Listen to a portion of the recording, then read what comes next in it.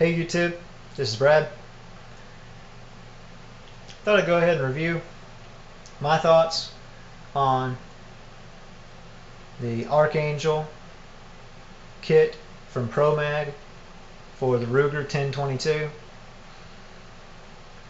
A couple of little thoughts right off the bat. When you first see the product, the kit comes, it kind of seems a little bit cheesy. It looks totally like a toy.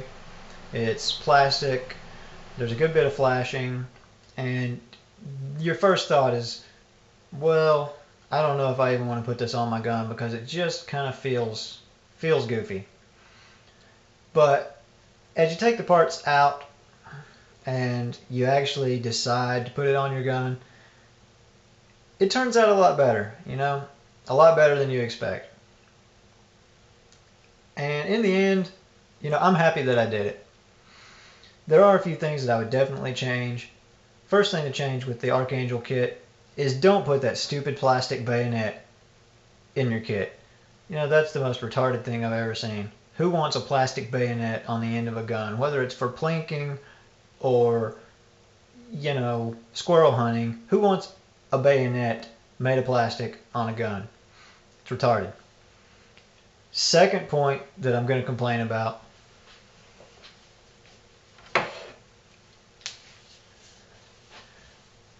is this ridiculous fake muzzle brake.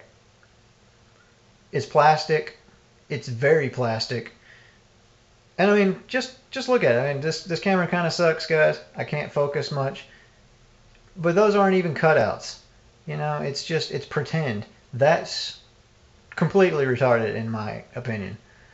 So that's two things that this kit totally did wrong. I plan on knocking this pretend muzzle brake off one day in the near future, whenever I get a chance to get a metal flash hider or something, just to kind of dress this thing up a little bit, because the front sight's been removed off this rifle and I don't really want to put the factory front sight back on this. So I would like to cover it up with something, but this piece of plastic is just kind of dumb. The rest of the kit I've ended up really happy with. It's a fully free floated barrel design, and it's a lot more sturdy than you would think. This plastic doesn't move around. You've got a rail on top and bottom of the forearm. It would have been nice if they had included rails on the sides, but it does have these slots that you can add your own rails to using a nut on the back side. So that's cool. It's at least customizable. Full rail on top of the receiver. Once again, everything here is pretty solid. It exceeded my expectations in quality, other than the couple of silly points. And just to point out, this does not come in this kind of coloration. This was custom colored by me. OD green grip and buttstock. You can get these formed in a desert tan or black. I think that's the only two colors they offer it in at the moment. But I like the black, and I wanted to customize it myself. Another thing I wanted to go over is I actually prefer using the factory Ruger 10-round magazines over any other aftermarket banana clips, as they call them for these guns. But I do have these 25-round Butler Creek mags. Anybody who wants to build these or mess with these or even use them on a stock 1022, let me tell you, only buy the ones with the steel feed lips. Most all of these that you're going to find these days are clear, and as you can see, these were clear, but I coated these satin black to match the rest of the gun. I didn't coat any up here because I didn't want any paint residue left inside my receiver. I just didn't want any clearance issues. But these metal feed lips also include metal tabs, which are what hold your magazines into your gun. If you get the cheap $10 or you know, $15. I don't know what they're going for these days, but if you get the cheap mags that have plastic feed lips, then they're not going to last. They are crap, and that's all they'll ever be.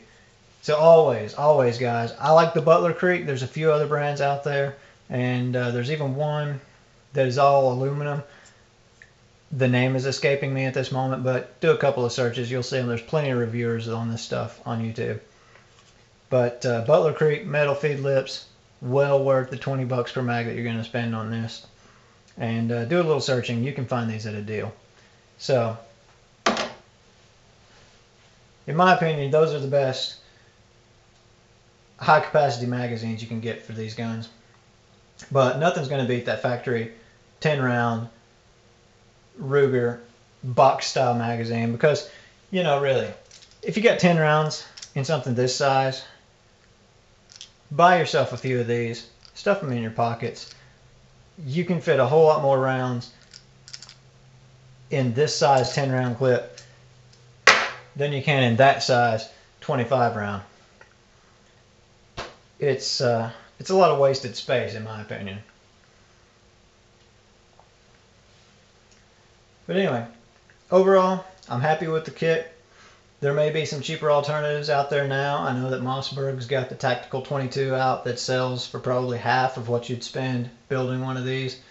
So, you know, that's also a thought. But the Ruger 1022 is a tried and tested 22 rifle. There are a ton of parts for them out there. You can get parts off the shelf pretty much at any sporting goods store that will fit on a Ruger 1022. And the Mossberg, you can't even get a magazine for it yet. So it's a pretty good setup, you know.